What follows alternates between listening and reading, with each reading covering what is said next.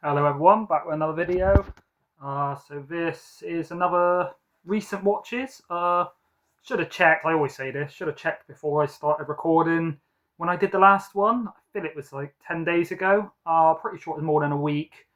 Um, Obviously the time before I'd been off on holiday, so yeah, I'd watched like, thinking the thing I showed 15, but some from an overflow from the week before I'd kind of watched during that holiday. So obviously then I'm sat at home all day with time to watch films, whereas yeah, I've sort of worked 5 days straight, so I've been trying to watch one film each day or night, whatever, after work, and then I think I watched two on each day off or so. Before I show the films I've watched, I want to give a shout out to Sammy G from Sammy G's World of Cinema. Obviously, just reached 500 subscribers. Uh, Great friend, great guy in the community.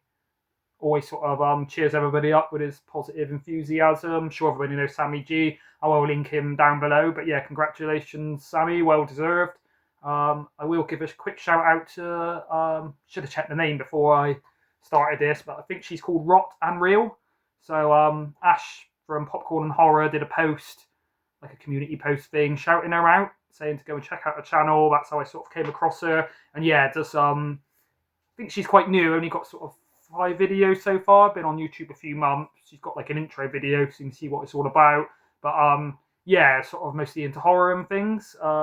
Good taste, a lot of sort of B movies and stuff she likes. I know one of the ones she was showing was Oh Zombie, is it called? One that Marcus has got, where Osama bin Laden's a zombie. So yeah, if you're into I'm not saying she only watches trash stuff, and she did show some sort of actually renowned sort of critically acclaimed stuff, but yeah, seems to be into horror and things. So yeah, go and check her channel out. Quite a new one, so thought I'd give her some exposure like Ash did. All right, on with the watches. So the Witching Tree. Oh, I should have took the sticker off this, but see why it's 25p. I think it was in the 5 for £1, so it works out what, maybe to move a little bit. 20 pence each. Yeah, I kind of thought it was going to be bad, and it is not the worst film I've ever seen. I mean, the acting's not great. It's a British film. I say the actors, well, mostly actresses to be fair, but yeah, it's kind of like a level of like a soap. Not Hollyoaks bad. Maybe like Emmerdale, Coronation Street level. I don't really watch soaps, but obviously when I've been up seeing my family and things in the past, my mum and 3 sisters are all into the soap, so I've seen parts of them. But yeah, I've seen much worse acting. It's not sort of so bad it takes you out of it. It's not sort of cringe. They deliver the lines, but you know, it's not on the level of like Samuel L. Jackson's kind of dialogue. Put it that way. It does come with a nice slipcase, but yeah, I'd probably give it sort of 3 stars out of 10. But yeah, I watched it more to see if it was sort of hilariously so bad it's good. But no, it was entertaining. It wasn't boring. That's the main thing I'd say. For me, the main crime a film can commit, I've said this quite a few times, is being boring. I've said a few, yeah, I'd always rather watch a badly made, entertaining, well, I'd rather it wasn't badly made, but, rather watch an entertaining film than a really well-made kind of boring film. I've watched some that are critically acclaimed, but they kind of drag on and not much happens. So as much as you can say, yeah, technically it's technically adroit, it sometimes can be boring, whereas no, it was kind of entertaining for what it was.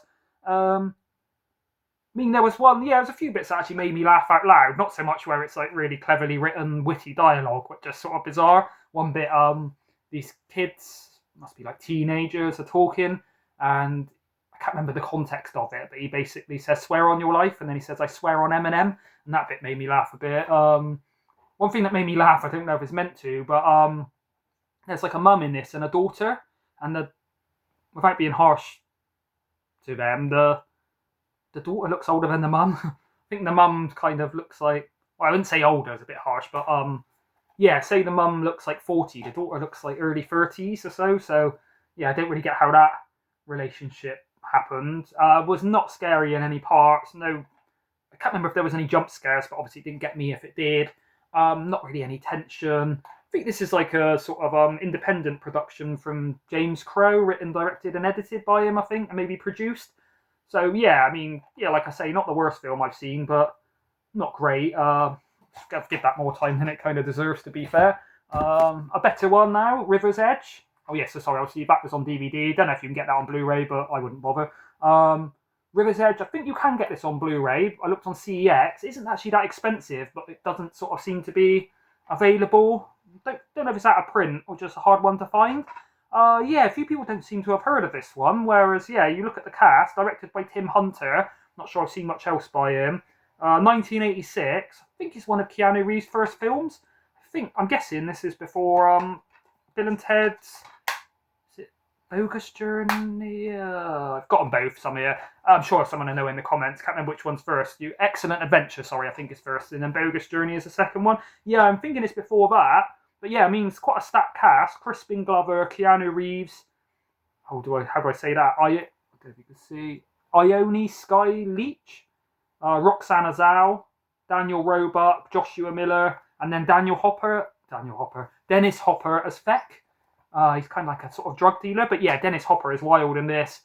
Not quite Blue Velvet or Texas Chainsaw 2 levels, but yeah, he plays a really good character. Without spoiling it too much, he's got like an inflatable doll that he thinks is his girlfriend. On the whole, it's not too weird to film. The kind of basic plot, it kind of reminds me a bit of like a more angsty version of Stand By Me, where it's not really a spoiler to say, yeah, it does say on the back, there's like a river in the town where all these sort of teenagers, well, I say they're meant to be teenagers, but some of them playing him look sort of mid-20s and things, where they live, and yeah, someone basically says he's like killed a girl, and no one believes him, and they all go down to the river's edge, hence the title, and there's like a dead girl, and they all sort of cover it up, and no one tells anyone, and then sort of gets a bit deeper from there. But yeah, I mean, the main plot isn't that weird, but Dennis Hopper's bit with his inflatable doll and the house he lives in and stuff is quite bizarre. Yeah, acting in general is good, really good role from Keanu Reeves, really kind of looks the part, and he plays quite a sort of deep character. I did find Crispin Glover annoying. Not his acting, it's just his accent and that. He's all like, yeah, dude, bro, and it kind of, I mean, it's 86. I was going to say if it was in the 90s, I'd say he must have watched an episode of Teenage Mutant Ninja Turtles and based his whole character around that. But yeah, I think he does actually say words like cowabunga and stuff. And yeah, I guess they're meant to be, I'm not sure where this is set. It's obviously America, but it feels like, yeah, he's kind of one of those, like, really sort of, yeah, tries to play like a character with all the kind of cool surfer slang. Yeah, I found him a bit annoying. Like I say, not so much his acting, just the script he was written. Whereas Keanu Reeves and that sort of play a bit more of a straight-up character, don't have as weird dialogue. But yeah, really enjoyed this one. I think that's quite an underrated one. Anybody else watched this, let me know, because yeah, when I put in the WhatsApp group with Marcus from X-File 2708 and Ash from Popcorn and Horror, I think Ash had seen it actually and said it was good, but yeah, Marcus hadn't heard of it. When I spoke to quite a few of my mates about it, none of them have heard of it. Dressed to Kill. Really like the artwork on that. I did show this in my sort of pickups one, but I said I'd talk about it a bit more. So Michael Caine, Angie Dickinson, Nancy Allen, obviously directed by Brian De Palma. Music composed by Pino Donaggio, I think you say it. I think in the other video I pronounced it Pino Donaggio and disrespectfully said it sounded like a bottle of wine, which got a laugh, but yeah, I didn't. It was sort of saying it in jest, obviously. Yeah, I'd say it's like a giallo kind of film. It was the first time watch. Really looks good on 4K. Like I said, I've not seen the DVD or the Blu-ray to sort of compare how good the upgrade is on this 4K. But yeah, it looks really good. Really good soundtrack. Really kind of orchestral. Sort of sound like it was like played by like an orchestra. Yeah, quite sort of gory, some quite intense scenes. Yeah, right at the opening scene is some, I don't know if you can see it there, some quite strong nudity. Quite sort of full frontal when she's like in the shower. Quite a sort of twist to it. Obviously, I won't spoil that. Yeah, I got this one like 3 days before it actually came out. Arrow sent it early, whereas like I said before, Stuart George had this like before I was born. I think he got this one. Yeah, I was really impressed by this. Not quite as good as Carrie. I think I've only got about 5 or 6 Brian De Palma films. I know Stuart did a ranking of them. But yeah, I'd say out of the ones I've seen, I've got a few like Sisters and that I haven't got round to watching yet. But yeah, I'd say that's one of the best ones since that I've seen. Not quite as good as Carrie. Actually, probably, yeah, maybe a bit better than Carlito's Way. I think he did Scarface. Probably not as good as Scarface, but yeah, top 5. But yeah, for a first time watch, I was quite impressed. Yeah, it had a kind of real giallo feel to it. Really well acted and things. Michael Caine wasn't in it quite as much as I thought, or not at least when he's like playing the sort of was he, like a shrink psychologist, whatever you call it. But yeah, impressed with Dress to Kill. Be giving that one a viewing again soon. The Revenant. It's like a winter western. Sorry, there's a bit of glare. Quite sunny in the UK today. So yeah, this is basically 10 years old now, 2015. So depending on when it was released, I picked it up when it first came out on Blu-ray. So obviously, if it was the end of the year in 2015, like winter time, which I'm guessing, well, autumn, should we say November, December, which I think it was, then yeah, I probably picked it up, a few months later, whenever it came out. So probably like 9 years since I first watched this. And I found on the first viewing, I enjoyed it, but without sort of spoiling the plot, I found it kind of stressful, which is kind of meant to be, but in a way that you can't really. At the time when I first watched it, I couldn't really appreciate the cinematography and the music and the scope of the film, the way the scenes were set up, where you're so sort of involved in the survival of Leonardo DiCaprio in this one. And then obviously you've got Tom Hardy as the villain, directed by, let's see if I can see it on here, Alejandro G. Inarritu, I think you say it. I think he directed, is it Gravity or Interstellar? Yeah, I think it's Gravity he might have done. But yeah, watching this again, yeah, blown away by this. I would give it like 5 stars. Yeah, I've not only really enjoyed it, but such a well-made film. Some of the scenes must have been so hard to film.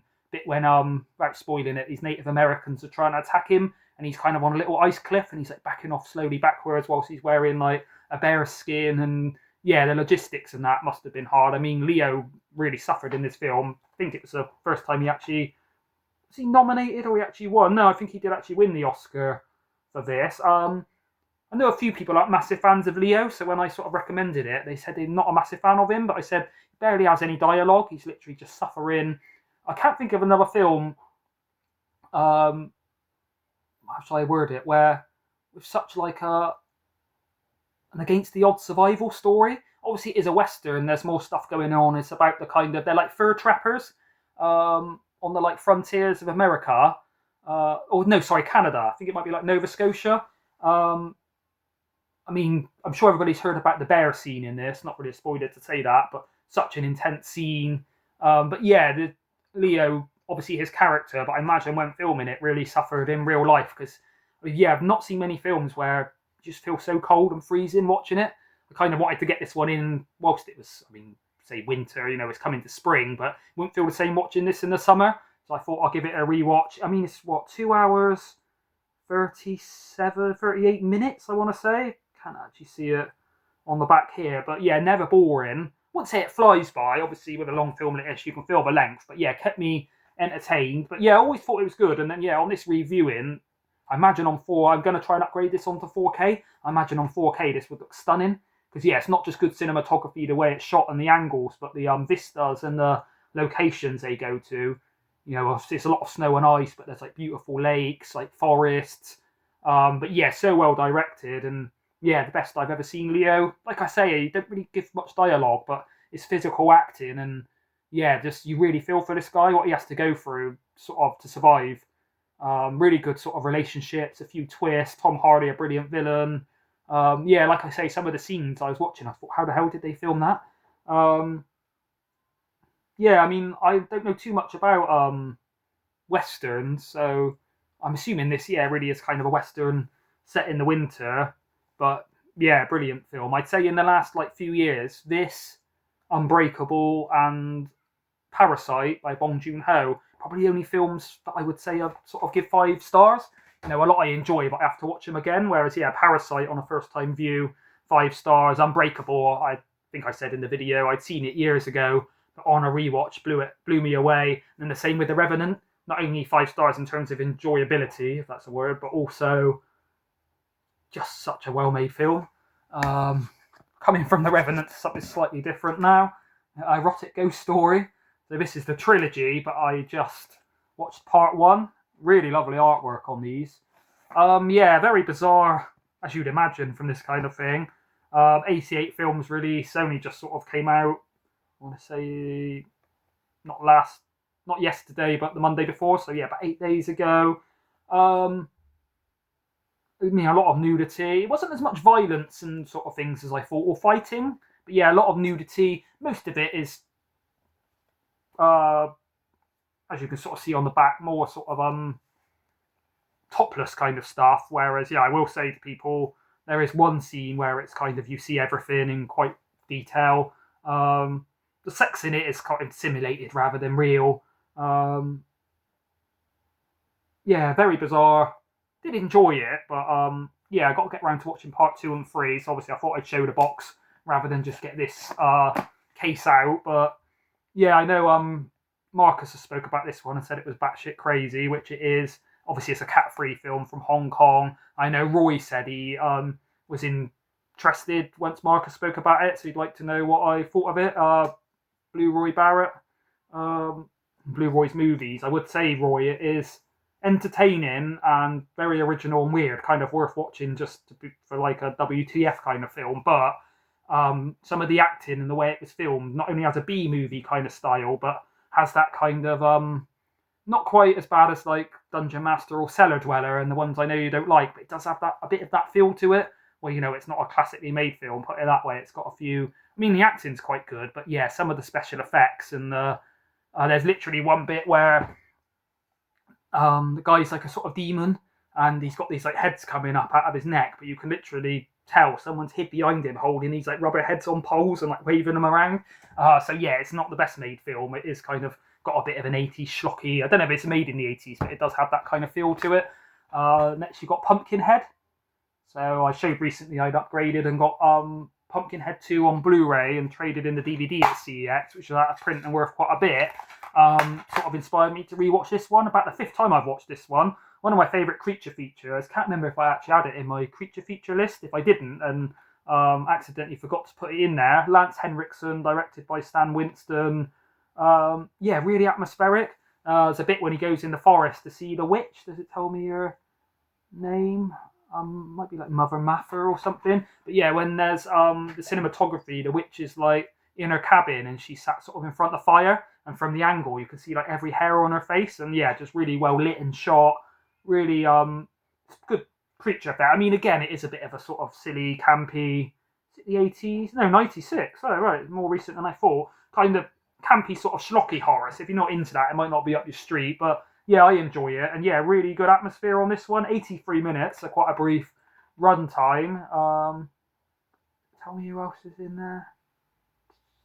No, I can't say I recognise too many people other than Lance Henriksen.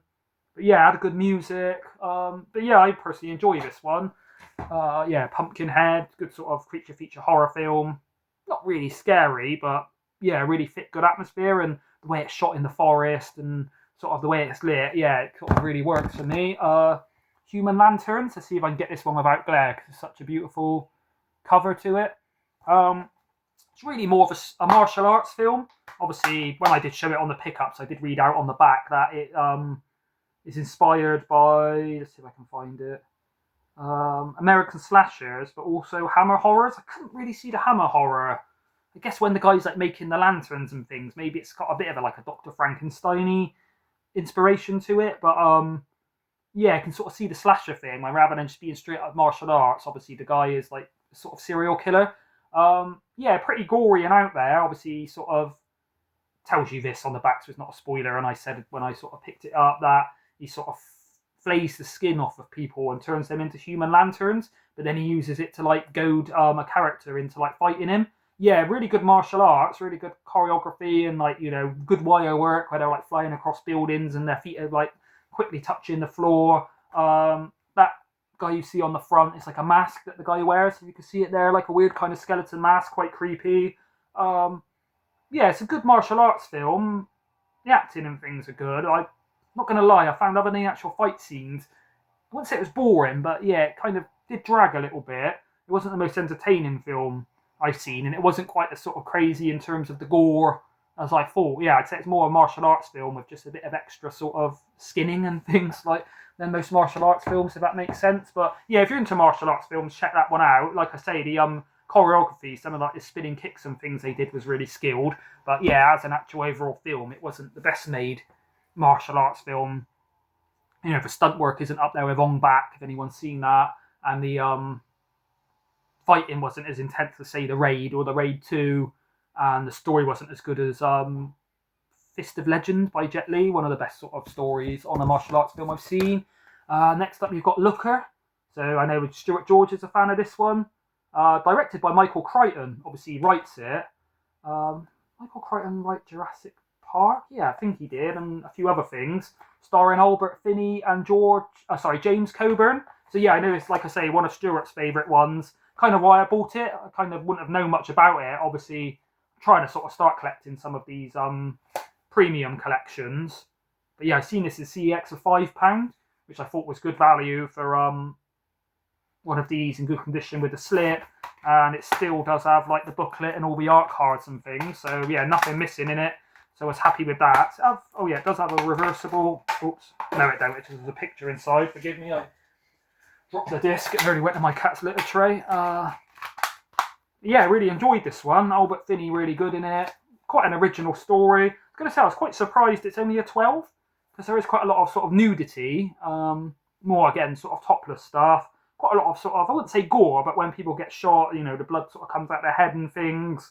Kind of like a Videodrome-y kind of feel to it, but a different sort of story. 1981, it's quite an old one. Yeah, first time viewing for me, and yeah, really impressed by this one. Wouldn't quite say it, yeah, I mean, I'll rank them well, not rank them all, but I'll show you like the top 3 watches of the week at the end. But yeah, did really enjoy this one. Good soundtrack. Quite weird, but in a way you can sort of follow it. Yeah, I've not really seen much of Albert Finney other than obviously he plays Scrooge. Whereas, yeah, interesting to see him in this kind of a role where he plays like a plastic surgeon. I won't give away all the sort of story and things because it's got a lot of spoilers in. But yeah, you probably won't kind of see where it's going to go. My favourite scenes was when Albert Finney's kind of dressed up in a police uniform and they're filming on a set, and they're basically all the women in it are what do you call them, like commercial actresses, like advertising things, using their beauty to like sell shampoo and things, and they're on the set of like a kitchen, and then it goes to like a bedroom, and you know, when they're filming in like sort of TV studio, Albert Finney's in the set and no one knows he is, and he's got a gun and the police uniform, and then there's a guy he's trying to fight, and they're both popping up, and all the audience are like gasping, where they're like, how the hell what's going on? They're laughing kind of like, why are these people like, you know, it's like if you're watching ITV News and you can see like some guy with a gun like creeping around behind the desk of the news presenters, then you'd be like, what the hell's going on? Yeah, I'll give that another viewing. I feel it's one that once you know where the plot's going, you can kind of enjoy it a bit more, whereas obviously when it's going along, I was kind of caught up in it and probably sort of missed some of the detail and things. This was a first time watch, Iron Claw. So I bought this a while ago and never got round to it. Should have watched it sooner because this was a brilliant film. Not a massive, obviously when I was a kid I used to really like WWF wrestling, back when it was like Ultimate Warrior, Undertaker, Hulk Hogan, British Bulldog, Macho Man, Randy Savage, whereas yeah, nowadays not only am I not really interested in wrestling, but I think it's all got like what do you call it, like a soap kind of thing, where it's all like weird stories rather than just presenting interesting characters. But yeah, it's not, if you're not into wrestling, there's not too much wrestling in it. It's more about like the drama between the family. But yeah, it's about these Von Erich brothers who apparently is based on a true story, and they had what was known as like the Von Erich curse, and bad things happen to them. And yeah, it's quite a sort of tragic film, some quite sort of I wouldn't say shocking, but upsetting scenes. Starring Zac Efron, Jeremy Allen White, Harris Dickinson, Maura Tierney, Stanley Simons, Holt McCallany, and Lily James. But yeah, Zac Efron, not really seen too many films of him in. Obviously, I know he was in like High School Musical years ago. So a bit like the people that were in Twilight, I kind of just like, if he's in that crap, then I'm not interested, I'll write him off. And then a while ago, he was in things, I think he was in Baywatch film and stuff like that, which again, is not really my sort of bag, so I've never really watched films of him in. But yeah, not only did he look the part, he is absolutely jacked in this. Scenes where, you know, he's muscly, you can see every vein in his body, he looks like a wrestler. He does well in the actual wrestling scenes, like the choreography. But yeah, his acting and that's really good. And yeah, some of the drama, the story, yeah, I wouldn't quite say it's a 5-star film, probably like 4.5. I'd have to watch it again. 132 minutes, but it never felt that long. Yeah, all the characters really good. Sort of set in, I think it's 81, so it's got a really early 80s kind of aesthetic. Written and directed by Sean Durkin. Not sure I've seen anything else by him, but let me know if anybody else has. Yeah, some really good music. Obviously, it's got kind of score to it, but then there's like a soundtrack where they'll play certain songs from the era. There's a bit where this guy here, without spoiling it, the only one that's not a wrestler, he's kind of a lot thinner and that than his brothers.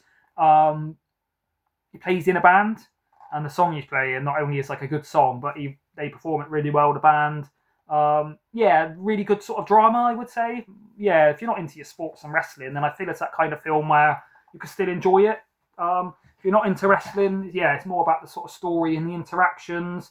Some quite sort of funny bits in it. I mean, the dad in this, brilliant actor. I think it must be Holt McCallany plays him.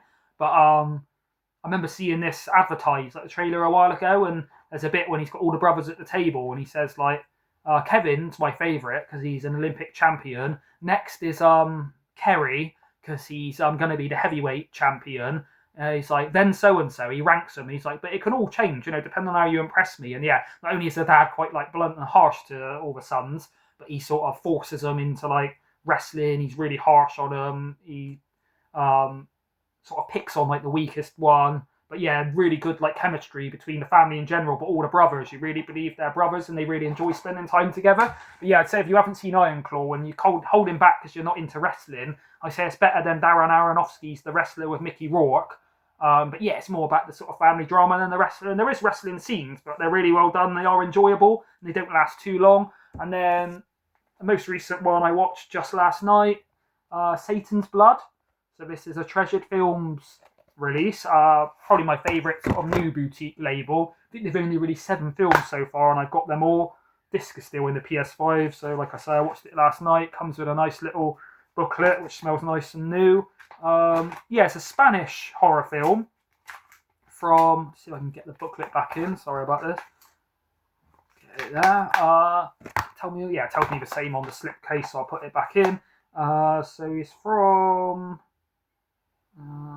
it's Tygon distributed originally, but obviously released by Treasure. It is Spanish, but I watched it with Spanish subtitles because everyone probably knows I enjoy my world cinema and subtitles don't put me off. In fact, I do find when a lot of modern films, especially horror films, to hear the dialogue, you've got to turn it up to like volume 30, and then when not just jump scares, but noises or gunshots, things like that happen, it's like crazily loud.